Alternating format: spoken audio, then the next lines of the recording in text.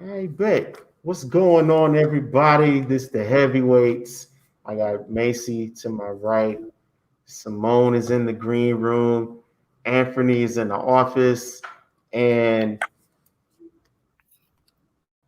we're going to talk about the NBA draft lottery. It's always a peculiar event. It went down last night somewhere, somehow, in some top secret location in Bristol, Connecticut. But the Minnesota Timberwolves are picking number one in the NBA draft this year, followed by Golden State at number 2, Charlotte at number 3, Chicago Bulls number 4, Cleveland 5, and the hometown Atlanta Hawks, they pick number 6. So, what do you think? Like Ant-Man to the T-Wolves, that's going to be a problem. Are there any other draft picks? Are there any other lottery picks that y'all are excited about? Well, I'm definitely okay, the Warriors, what, they have number 2? Yes. So I feel like the Warriors really going to gain the most just because their team wasn't trash last season. They were all hurt. So once all those guys come back and they got a top draft pick, they're definitely going to be back on the watch list of, a team to watch out for coming out the gate. So, I think they're the ones that really won, the most. I guess you can kind of say the same about the Nets. They can get, Kyrie and KD back and, a top draft pick.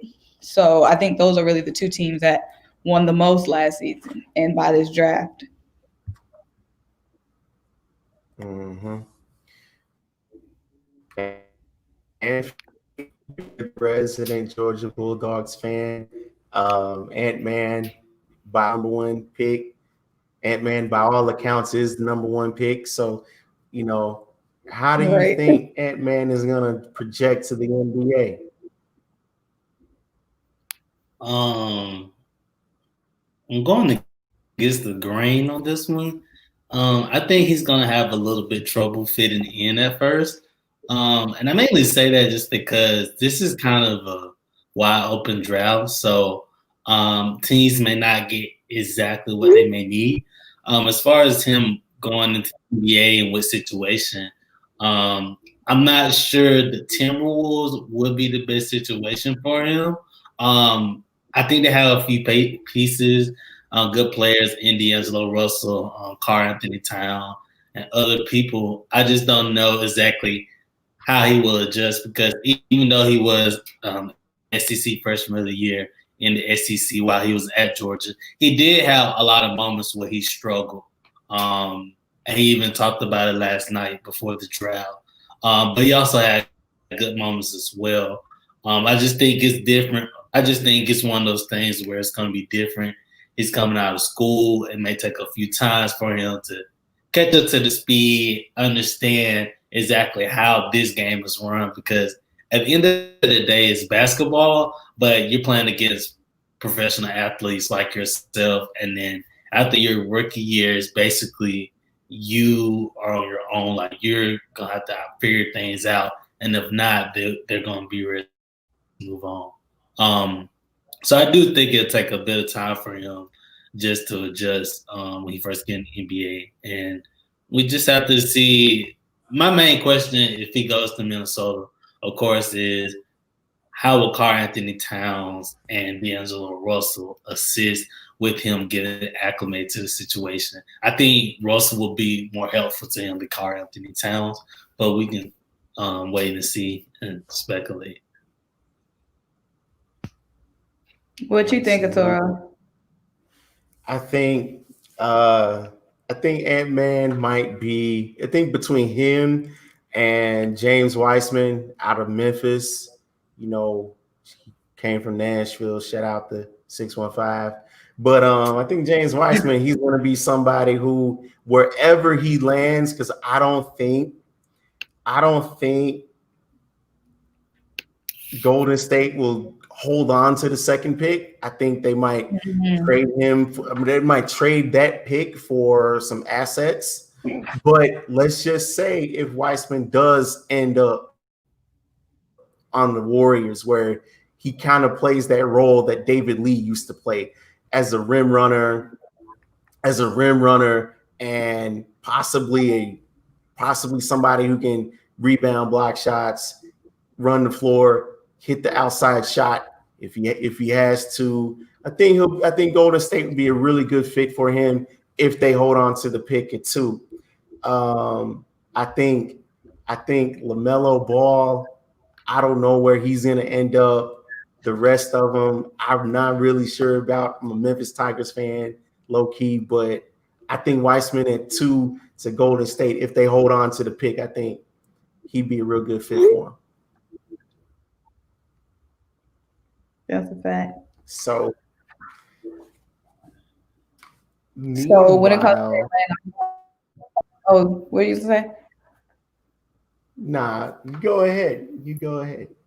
No, I think it's just delayed. It was like a long pause on my end. Nah, it's all good. But as far as, and I think we're going that way, but the Atlanta Hawks, they picked 6. They got Cam Reddish, they got DeAndre Hunter. Of course, Trae Young is the point guard that everyone knows and respects around the league. What kind of player do y'all think would really fit their situation in this year's upcoming draft? That's the thing. I'm not sure about the Hawks in this draft just because, like I said before, the draft is kind of wide open.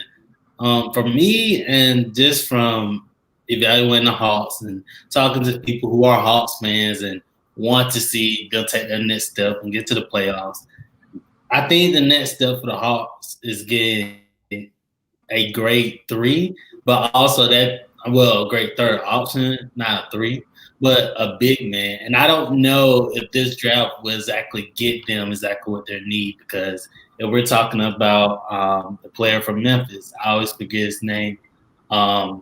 He's probably going to be off the board by the time they get ready to pick. James White. And I don't know. Yeah.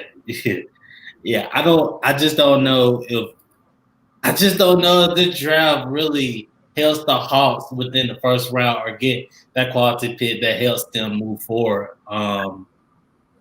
And to be quite honest, I think a lot of people were, especially Hawks fans, of course, were hoping that they got a little bit lucky and got the first top 2, top 3, top 4 picks. But I just think with the way this draft is set up and how it's running, I'm not sure if it really is beneficial to the Hawks per se.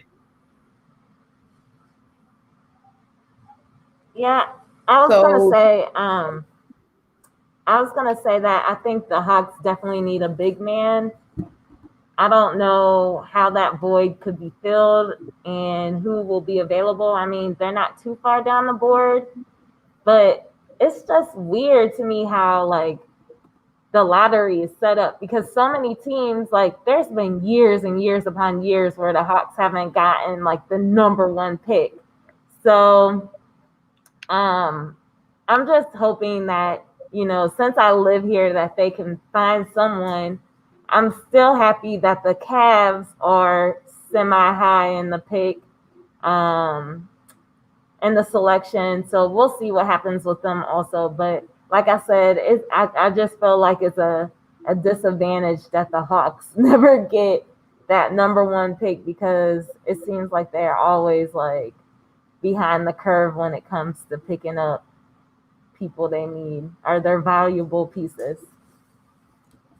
So Dylan Matthews says, can you all see the Hawks possibly trading up with Golden State? We do have a connection with them because we have their former GM as our GM. Travis Slank did come from Golden State. He did help build that dynasty over there. So who could, if Golden State actually, if they think they can trade back, or if they feel as though the Hawks aren't gonna be much of anything in the in 2020, 2021 season, then yeah, I think you trade the 6th pick this year, and you trade your first round pick next year for for the second pick, which is Weissman. And then you say, okay, John Collins, Weissman, you have Clint Capella. Weissman can come off the bench. You got Herter, Cam Reddish, DeAndre Hunter, and Trae Young. That's a solid 7. That's a solid young core for your 7 right there.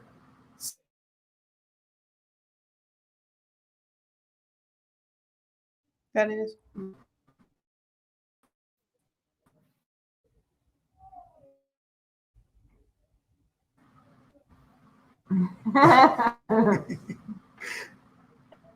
So yeah, I think it is kind of interesting that that again, Dylan. Thanks for bringing that up because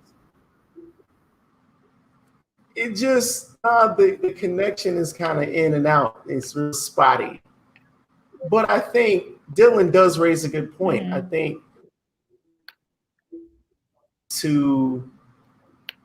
if the Hawks are committed to moving up to the second pick to get Weissman, then yeah, Golden State is an obvious trade partner.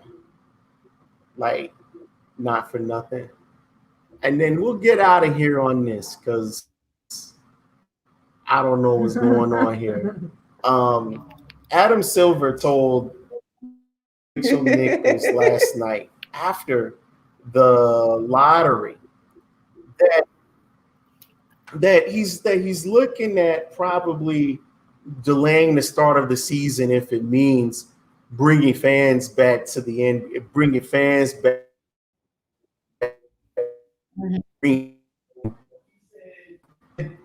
Starting next, there we go.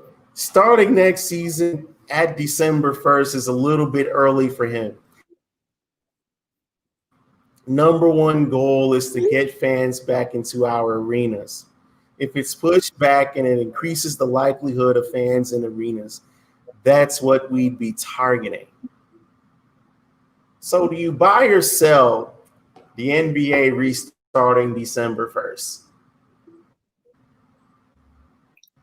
I think they should be put. I'm gonna start with you. Fans we see are.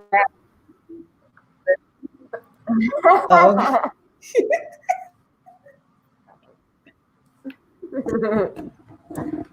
Okay, so if the main man is saying, hey, it's a stretch for us to begin on time, then I'm gonna sell that.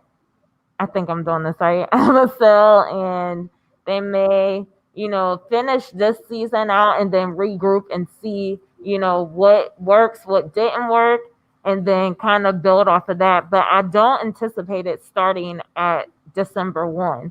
It may be a little late, and I'm not saying that's going to be too far off from that date, but I think that it'll be delayed from December 1st. So then when do you see the season starting?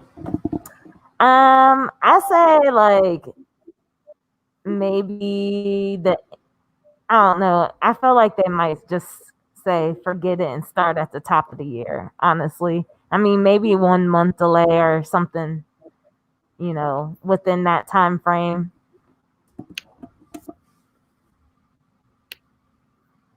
Yeah, I definitely agree.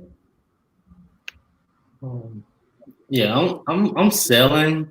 I'm mainly selling just because I do think the main thing is they want fans back in there because even though the bubble and the format is nice, like I think people really just want to be in person and see them or get that fan noise and see the pressure, see authentic pressure applied to these teams and players when they're in the environment with fans. And again, like the format, everything is nice, but I think the NBA, like Ellis Silver, they want to maximize the experience. They also want to maximize profits.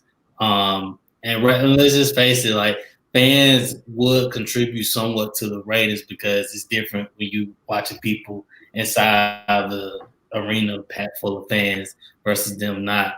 But I do see them delaying it to like either Christmas or the start of the new year, December 1st, just because of how everything is panned out.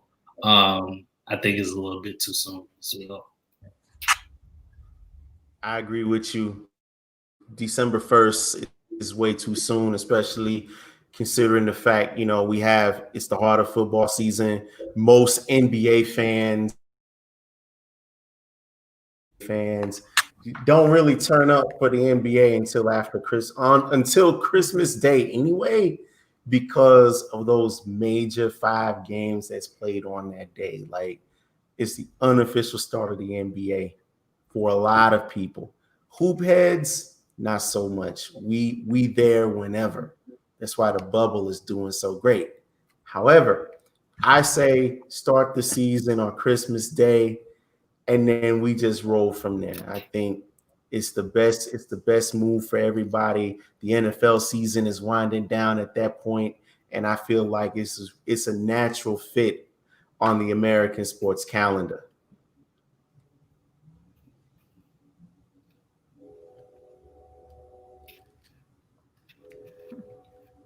All right. So on that note, we're gonna leave it right here. Shout out to everybody that's gotten in the comments and is watching us right now on the live. We appreciate y'all. We see y'all.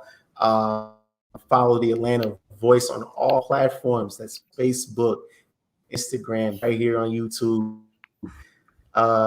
We're also on LinkedIn, and check out our website at theatlantavoice.com. News.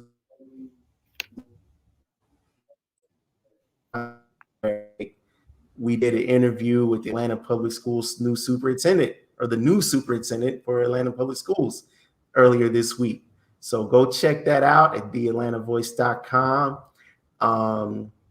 Anfernee, Macy, Symone, y'all have any final words? Go Hawks. So we'll see y'all. Yeah, go Hawks. Shout out to the Hawks. Held us down during the pandemic. Like, for real. Like, we not capping around here. They held us down during the pandemic, in the midst of the pandemic. So shout out to them. They're always doing big things in the community. And, salute to all the boys and girls over there. So on that note, we'll holler at y'all later. And